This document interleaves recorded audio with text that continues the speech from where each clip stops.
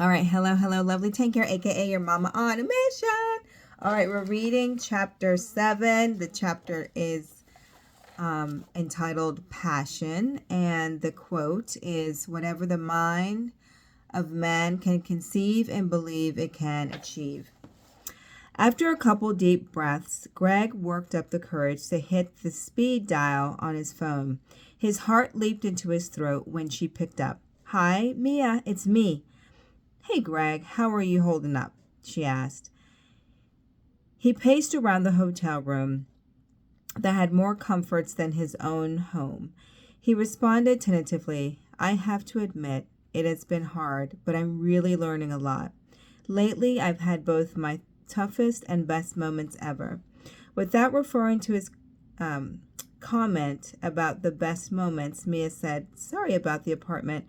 I was angry when I left, and I probably went a little overboard by taking everything." There it was, the moment of truth. This was the first time he had spoken with his girlfriend, that is, his ex-girlfriend, since she had left him. His heart pounded. He continued the conversation, not knowing where it was headed or how it would end up. "It's all right," Greg assured her.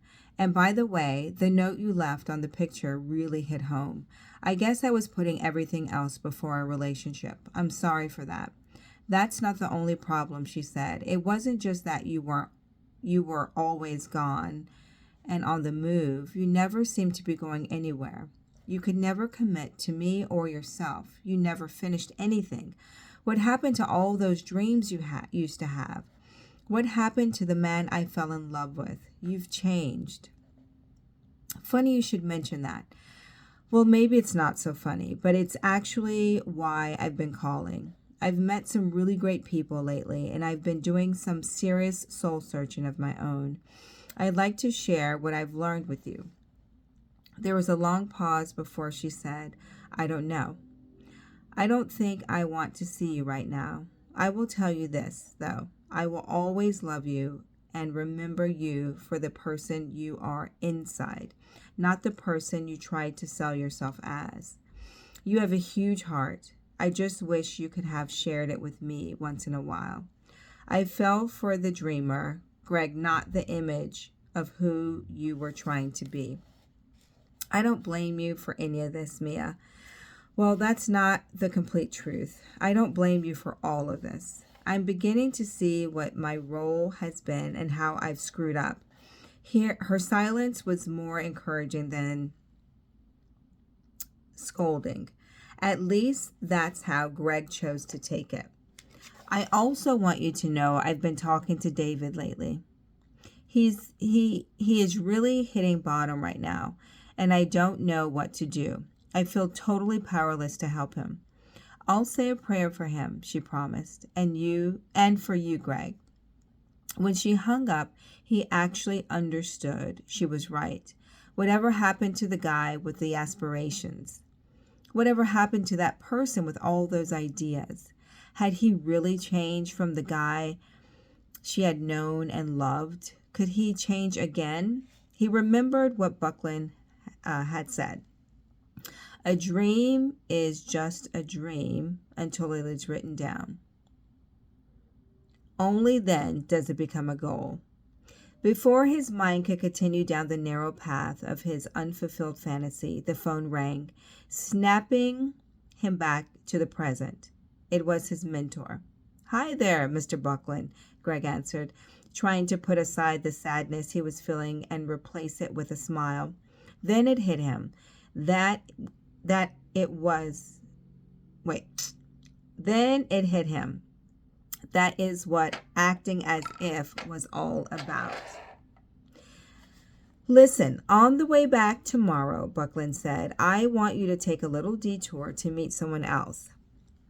We'll send you an e-ticket. And, oh yes, I spoke with Mates and he said you two really hit it off. I'm proud of you. That's why I decided to send you to meet someone else I think is pretty special. Bring me back a sandwich." Greg asked, "A what?" "A sandwich. I have to run. I'll be in touch." Now the younger man had to smile. Buckland had said he was proud of him. He had waited his entire life for those words from his own father. Even his girlfriend was disappointed in him. Thank goodness for Mr. Buckland. This new path he was on now had people being proud of him. Maybe things were turning around after all. Sitting down, he powered on his laptop and opened the attachment from Buckland's office. He needed to be at the airport at 5 a.m. Fortunately, it wouldn't take him long to pack, and his hotel was close to the airport. His destination, Atlanta, Georgia. With only minutes to spare the next morning, Greg boarded the flight, still wiping sleep from his eyes. That's when he discovered Buckland had bought him a first-class ticket.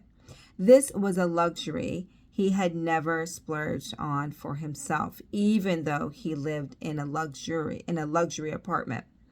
Drinking in the ambiance of the cabin, he almost failed to witness someone sliding into the seat next to him. She was a petite woman, to say the least. Although she only stood 4 feet 10, she possessed some very special quality. "Don't I know you?" he blurted before he could check himself. "Not sure," was her reply. "My name is Julie Crone. Good to meet you." Greg snapped his fingers. "You're a jockey. You were on the cover of Sports Illustrated and named one of the toughest athletes of all time by USA Today." "That's me." She acknowledged his statement in a distinctive, childlike voice. In 2000, Julie Crone had become the first woman ever inducted into the Thoroughbred Hall of Fame, with 3,704 victories under her reigns. Her winnings totaled over 90 million, while her winning spirit had earned her the EPSI Award for the best U.S. female athlete in 1984. "You won a lot of races. Didn't you fall and break something?" "Actually, I fell many times and broke almost everything," she said. "My back, my legs, my ankle, my ribs, you name it. But it hasn't stopped me. There is nothing like doing what you love to do and getting paid for it." "So I heard," he said, thinking back to the talks with his mentor. "Was it hard being a woman in a male-dominated business?" "Yes and no," she responded. "Being male or female doesn't add or take away from our sport one way or the other or another. The challenge was the mindset of many of the owners and breeders who just would not ride a woman jockey no matter what." "How did you overcome that?" "I just did," she smiled. "I remember there was this old timer who said, 'Julie, I know you are a great rider and all, but I will never put a girl on one of my horses.' I thought to myself, man, you just painted a bullseye on your head. It became my mission to prove him wrong.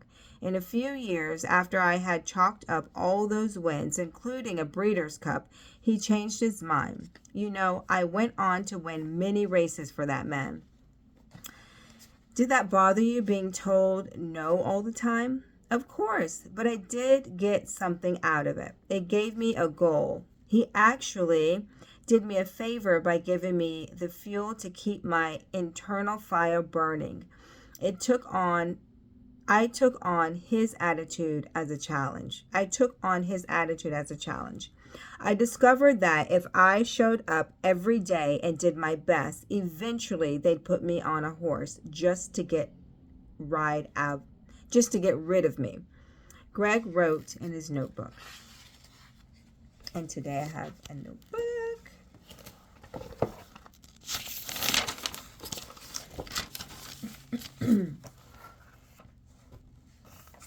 So Greg wrote in his notebook, "Keep showing up." Then, with a sparkle in her eye, Crone added, "And have faith." It was my faith that kept me from falling off the edge when things were really bad.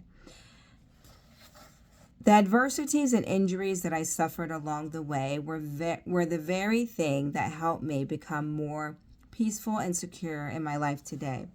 Then Julie Crone looked at Greg and turned the table by asking, "What's your story? What's your burning desire?" "I wish I knew," he answered. "I thought about Mia, about David's severe drinking problem, about his own hopes and dreams in the face of increasing financial obstacles. Which one was the most cherished desire?" For the next few hours, he shared his recent journey and told her of his struggles with his girlfriend, his disappointment in David, and the concept behind the success equation. He could not believe he was opening himself up like this. Crone was a great listener, and she helped him focus on moving forward. He couldn't help but wonder if he could have saved his relationship with Mia if he had opened up with her this way. Greg flipped a page in his notebook, and he and Julie began working on their personal lists and sharing them with each other.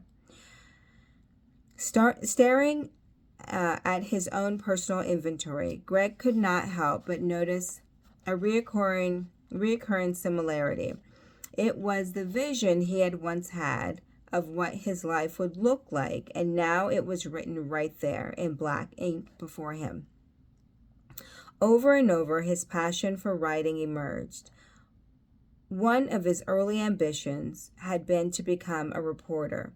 His adoptive brother David was a writer, and he had known some success at that vocation before alcohol had sidetracked him. On the talent side, Greg had communication skills. He was personable when he was chosen to be, and evidently had no trouble meeting others and striking up conversation with them. Lately, he had begun to question his deep down motivations and some of his selfish surface behavior, sort of taking stock of his assets and his liabilities. And he was learning how to listen, which made all the difference. How can I put the two together and find right associations and then take action toward success?" he asked. "That's easy," Julie said. She pointed at the two remaining items on his list. "You should be writing about people you are meeting and what you are learning from them." In that moment, he was struck by inspiration. Mr. Buckland had used the example of writing a book and asked how his friends and family would react to it. Then he had contrasted that to getting counsel from Charlie Tremendous Jones. It could have just been perfect timing, but the moment Julie talked about him becoming an author, the clouds outside the plane's windows cleared and a beam of light stabbed through, filling the cabin. It was weird. What a coincidence, he stammered as the two looked at each other over in amazement and enjoyed this Twilight Zone moment. "Everything happened for a reason," a voice commented from across the first-class aisles. A man leaned over and spoke to Greg and Julie Crone. "I could not help but overhear your conversation, and I think it may just be your mission to share the success equation with others who may profit from it. It sounds like you are as passionate about writing as you are about learning how to become successful." Greg rubbed his scalp, wondering why he hadn't thought about writing before. The new voice contributed back to the word coincidence or coincidence, where two parts of a whole collide in perfect harmony.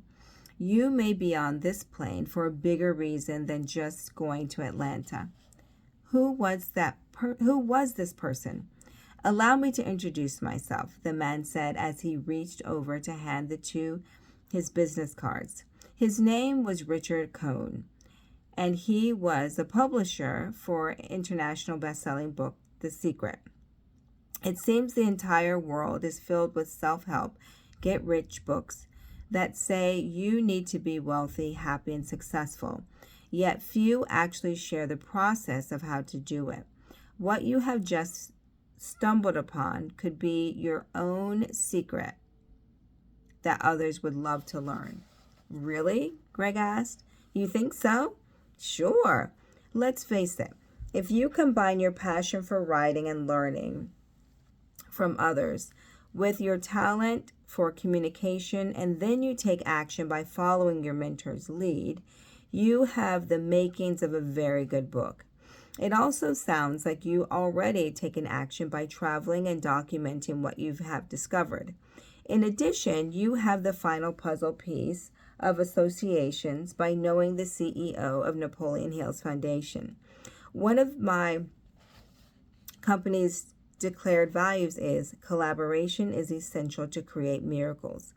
Sounds to me like you might just have the winning combination for your own success and be able to help a lot of people in the process. Greg acknowledged the point while absorbing the input he was just giving. This was definitely good counsel from an expert, not mere opinion. So he added to his notebook, collaboration is essential to create miracles.